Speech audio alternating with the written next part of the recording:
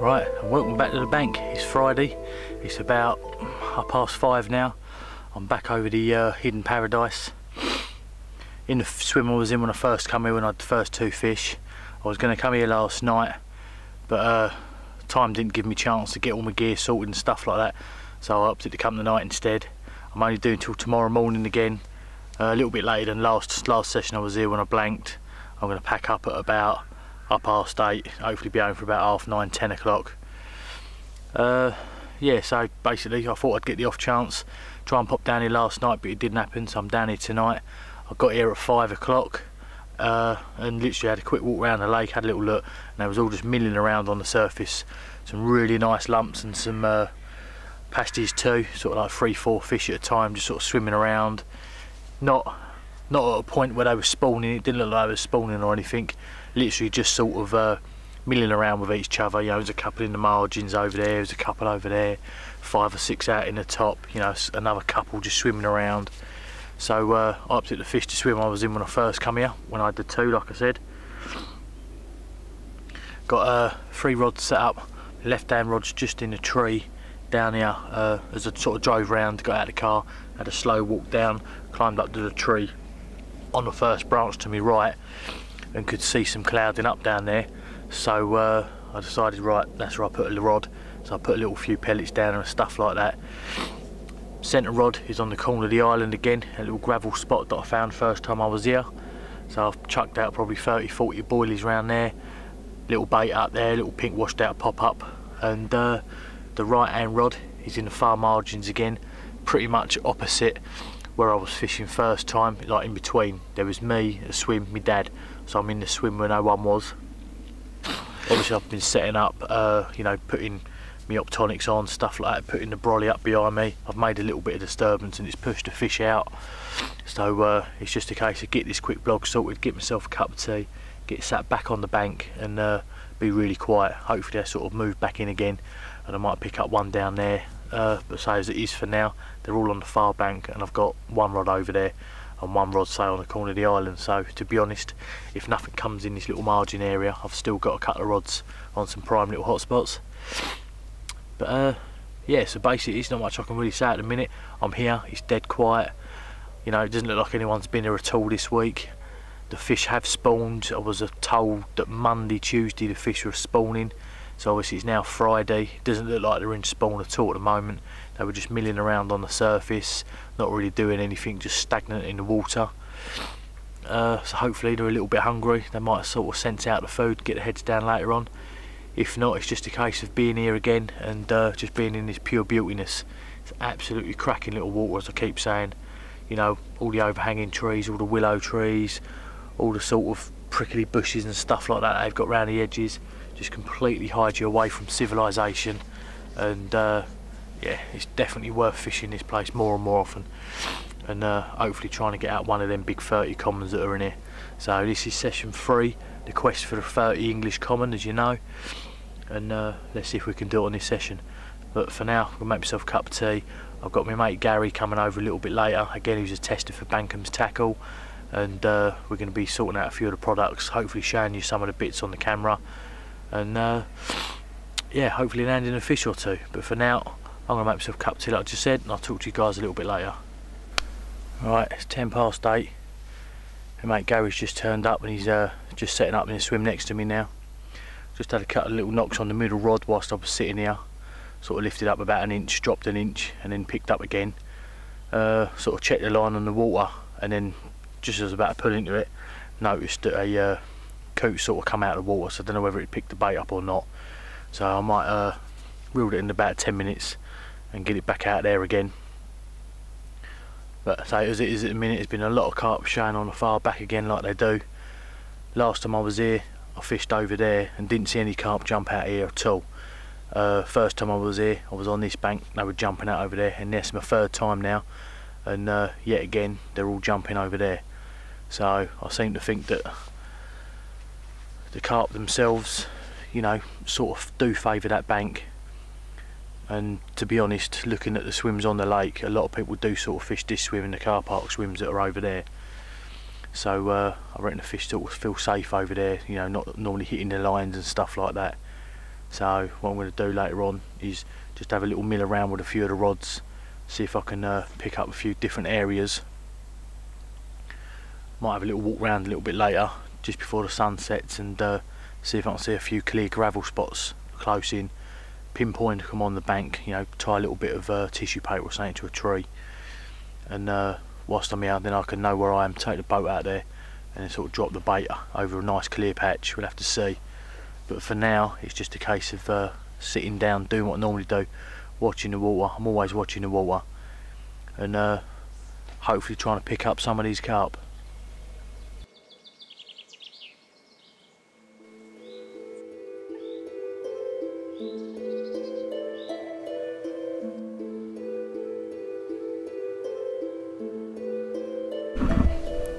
Right, I just having a little wander over to Gary. He's had a screaming take. I just had a pick up on the middle rod just after I recasted it. Nothing, and Gary's just gone screaming off, so just gonna have a walk down and watch him play it. Hopefully he'll land it and we'll see a fish on the bank.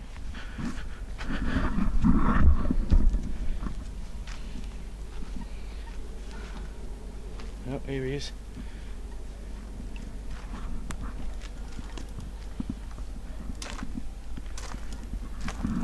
What was that on, mate? Hey? What was that on? I believe it was bank and bait.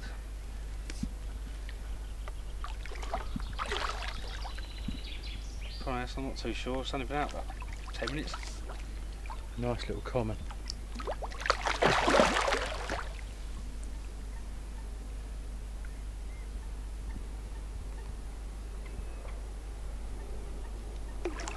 Whereabouts was that? So off this bush here, straight out. Do fight well in here, didn't they?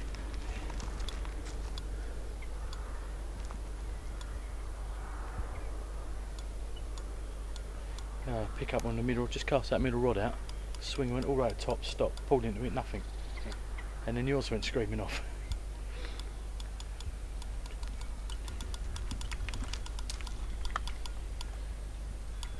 Long dark hole fish.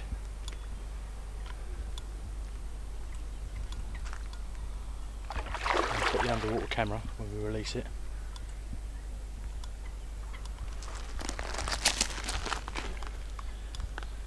Any Bankum tackle range on there? Of course. Everything except the braid.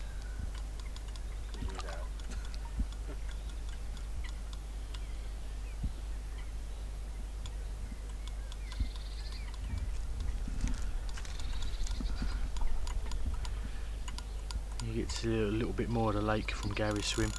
This is all the left hand side of it. Probably build a mental picture up yourself through watching the blog or the blogs of how big it is. It is not a big lake at all, but there is some absolutely cracking fish in it. Still not ready.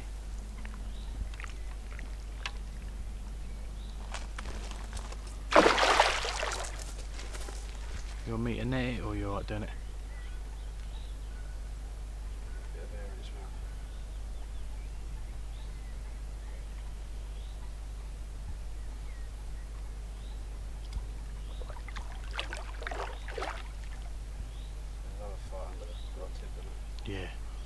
Yeah, that 22 would not give up at all.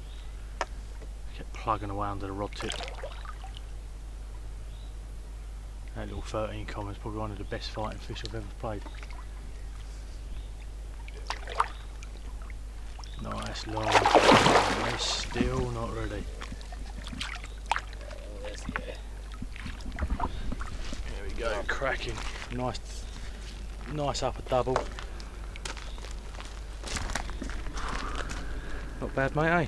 For being in the water for all of what, 10 minutes? About 10 minutes. Right, just let Gary get himself sorted and we get a few shots of it.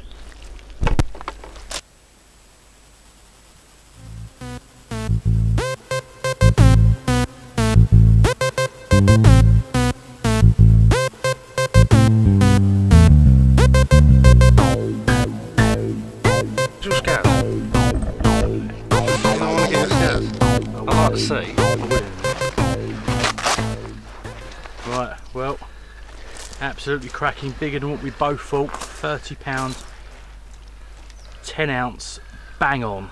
Absolutely cracking. On the Bankam's bait, cocoa plum, topped off with a little yellow corn. And on the wide gape, Bankam's tackle hook. Absolutely made up, isn't you, mate? Cracking, cracking, cracking, perfect common. What a wood carving, and what a way to start a session. Well in, mate.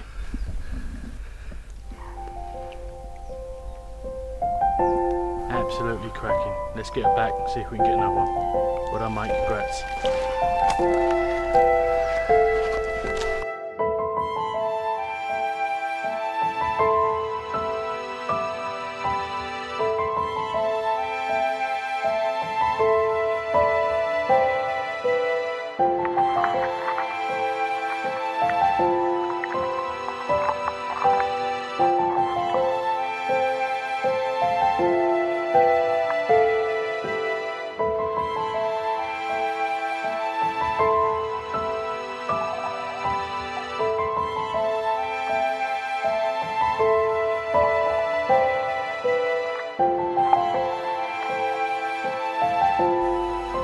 Right, it's 10 past 11. Me and Gary were just standing on the bank having a quick chat, talking about the 30 he had and middle rod that absolutely ripped off. And first of all, I thought I'd caught two-tone, but I think I've caught baby two-tone. But here we go. Absolutely cracking, 16 pound, real starburst, pretty little mirror, give me a real good fight under the rod tip. And yeah, real chuffed up with it. It's the third time here, third fish, can't complain at all. I'll show you the other side and you'll see what I mean by baby two-tone.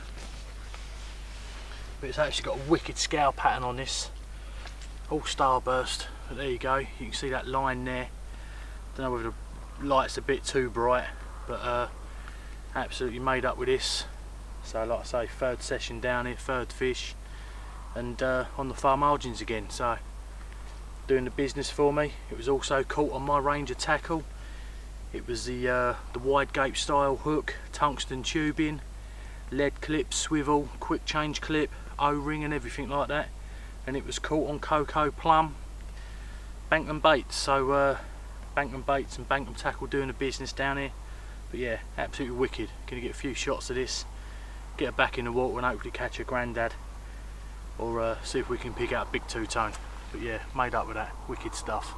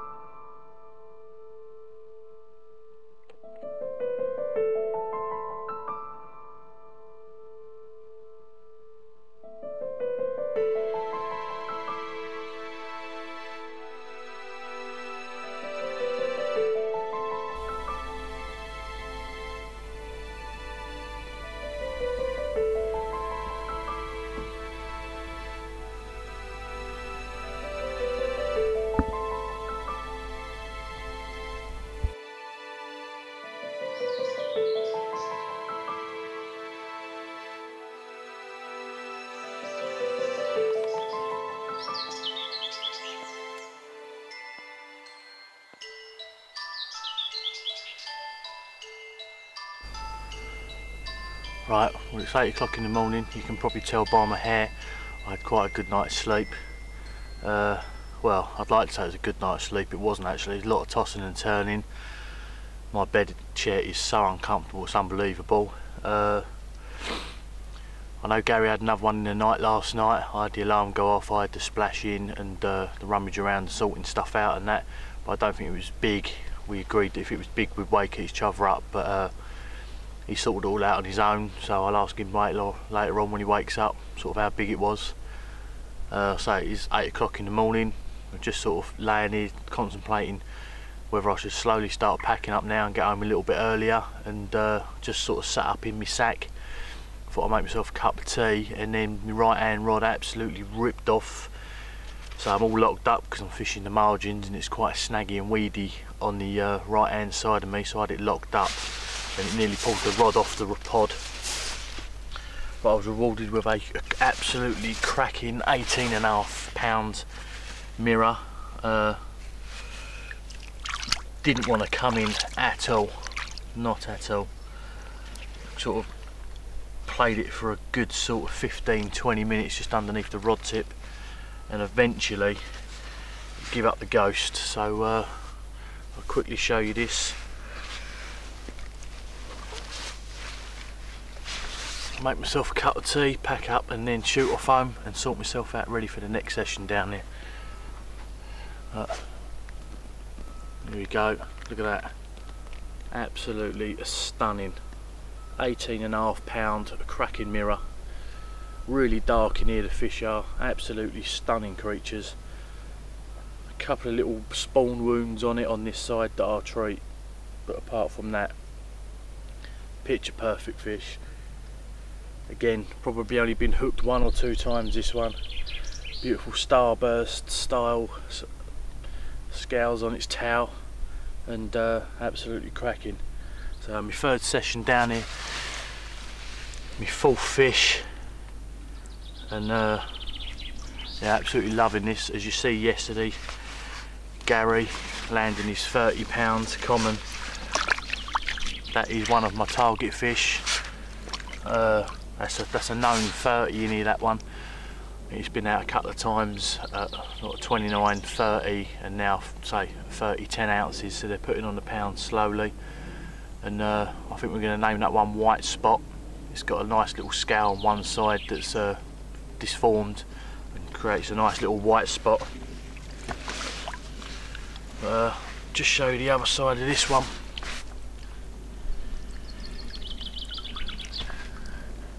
There we go. You know, see what I mean? Absolutely beautiful cracking fish. 18.5 pound. Caught on all Bankam's tackle setup. Bankum baits, cocoa plum, topped off with a little bit of yellow corn. I've lost the corn in the fight. But yeah, what I'm going to do now is slip this one back, show you the tackle that it was caught on, and you'll sort of see some of the range that we do. And obviously, as you know, just got to look up on Facebook, Bankam's Tackle. There's a catalogue under there on the albums. And obviously those that you've looked before, Bankum Baits, Cocoa Plum done this. Cocoa Plum done the one yesterday. Cocoa Plum done Gary's 30 yesterday, and no doubt Cocoa Plum done his fish that he had last night. So I'm going to get this one back in the water and talk about that rig, and then get my gear set, packed up, get myself home, and sort myself out ready for the next session. Hopefully that will be next week. So talk to you guys a little bit later.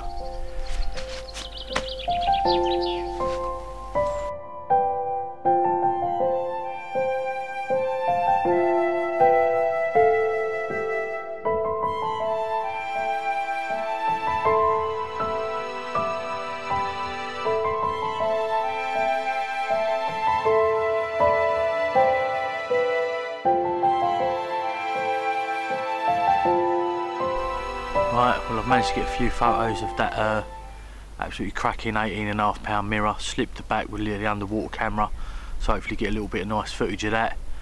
Made myself a cup of tea, just sitting here watching the water. There's a few fish crashing out between swim 2 and 3.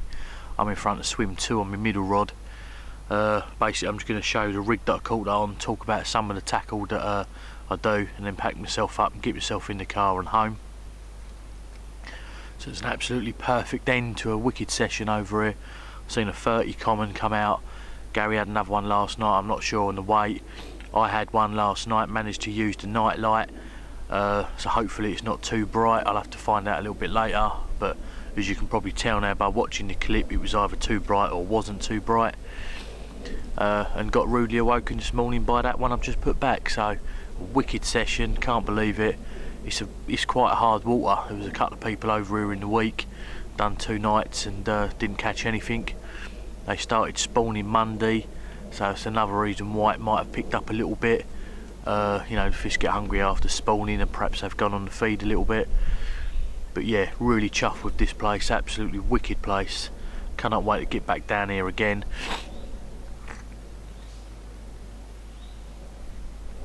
That's one hot cup of tea. Hay fever's kicked up a little bit as well. My eyes are puffy and swollen and itchy. My nose is starting to get blocked up. I forgot all my medication, it's all at home. So I'm surrounded by trees and grass and bushes and a big field in front of us. And it's attacking me big time at the moment. You'll have to excuse the way I look, the puffy eyes and the sniffing every now and then. But yeah, it's proper attacking me at the moment. But right, just going to quickly run through the rig.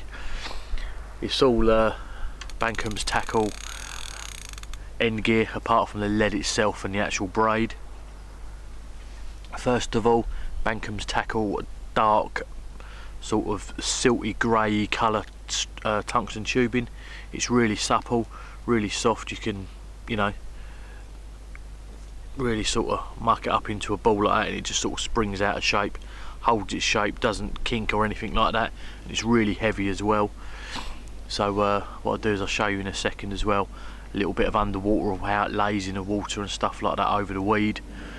Obviously where I'm casting to or taking the boat out, I don't know whether it's clear or sort of weedy, but I managed to have that fish this morning.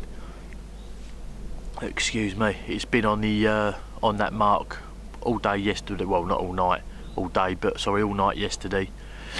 I took it out there about 8:30 last night, and so it's been on the mark for 12 hours. So you know, it could have been shallow, could have been over a weed, could have been bang smack in the middle of a cleary bit, and obviously it's quite a sandy gravel bottom here, and me using all dark with a dark lead and stuff over like a gravelly area, could have stuck out like a sore thumb. But for now, so it's the Bankham's tackle tungsten tubing. Go on to the Bankham's tackle quick link. It's a nice sort of clear murky colour, again a complete contrast to the tubing and the lead, and I've done that on purpose just to break it up a little bit. We go straight onto the Bankham's tackle size 8 O-ring swivel there, straight onto the Bankham's tackle small quick link. Little bit of silicone tubing there, that's just standard silicone tubing I get from a shop. Obviously the Nash soft coated braid, 2 little bits of tungsten tubing, putty sorry, just to help pin it down. That's probably about 12 inches in all. I've got it stripped back about an inch. The idea is I was going to do a pop-up rig with it, so I like mine sitting up like that, but I decided to keep it as a bottom rig. We go straight onto the Bankham's tackle curve shank hook. So I've had one fish on this, it's been out all day yesterday. It's still nice and sharp, as you can see there. It's sinking into the now nicely. As all of you know by now, most of my rigs have got the blowback bit of tubing on. Again, after taking that fish in and looking at the rig, the actual tubing was back a little bit and I pulled it forward. So that's the setup. Bankham's tackle curve shank hook, obviously Nash coated braid, 2 bit of tungsten putty. All the swivels and clips and everything are from Bankham's tackle. Just push that in there. Straight onto the lucky leads, obviously clicking onto the clip there. And again, nice little bit of tubing. I have sourced another lead supplier, as some of you know that Lucky Leads have sold their company off to a bigger franchise, and unfortunately they're not taking me on as a tester. They're abroad now, they're going to use all their all their own in-house testers. So you know, I've still got a few of their leads and I'll still be using some of them, but I've also got another lead company that's sending me a few leads down. When they do, I'll introduce them on the next blog, and hopefully have some success with their leads as well. So, but that's the rig I caught that on. It's caught me some fish. It's definitely worth setting up yourself and seeing if it can nail you some fish. So most of my rigs are pretty standard. You know, if you go on to Corda and watch some of their blogs, they explain some of the rigs they use. Most people on YouTube explain some of their rigs. But I've come to this water fishing it the same way I'd fish it every single other water, and it's working for me. If I'd blanked 3 or 4 times in a row, then I'd start playing about the rigs and I'd go shorter hook links, smaller hooks, smaller weights, probably get rid of the tubing and go with line straight through like a bolt system. But so it's producing me fish the way I'm fishing Bayswater, the way I'd fish Churchgate Lakes, the way I'd fish any of the Caps waters, and I've put it on this lake and it's working on me over here as well. So you know, I can't complain about the rig. It's definitely working, it's nailing fish. And yeah, so hopefully, it'd be nice to get some of the bigger fish out of here. Most of the fish in here, majority of them, oh excuse me, the majority of the fish in this lake are all sort of upper doubles into the 20s. So there's a few nice 30s in there as well, and you see one last night. There's rumours of a big 30 mirror that's been spotted. It got itself beached a little bit up there. It was sitting next to one of the big commons that's known in here, and it made the common look silly apparently. There's always a rumour, there's always that myth of a big monster fish in some lakes like this, but as yet I've not seen it. I see some nice ones last night on the surface, but I've not seen a monster mirror. So I see a few nice commons last night and a few nice mirrors. So I've had a couple of nice mirrors on this session. Gary's had that cracking common, as you know about, and say I know he had one last night. But what a way to end the session. 8 o'clock in the morning, just sort of rolled over, sat myself up in a sleeping bag, and right hand rod absolutely ripped off. Nearly pulled the rod straight off of the rest where I was locked up, and yeah, what a wicked end to a session. So get yourself onto the Bankam's tackle page, have a little look there. Get yourself onto the Bankham bait page, obviously. You know, those you've seen me blogs before know that I'm testing the bait out. He's got a couple of new brands coming out this year. He's also got the RR1 that's caught me loads of fish, the Cocoa Plum, the Nut'ems, and other brands. It's definitely worth having a look.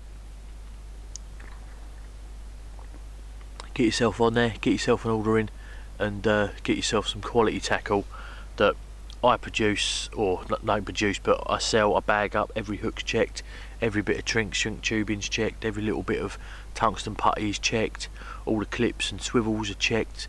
They normally come in bags of 10s and 20s. You know, reasonably priced as well, not like shop prices, £5.50 for a pack of hooks. It's all £2.80 free postage on most items.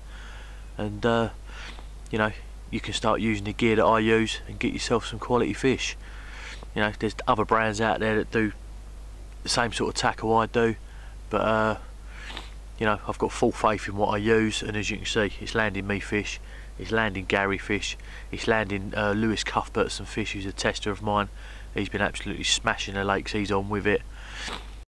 A tester called Jamie, who's pulled out a few decent fish. We've got a young girl as well called Shannon, who's a member of this lake, and she'll be on the bank soon, hopefully bringing out a few fish.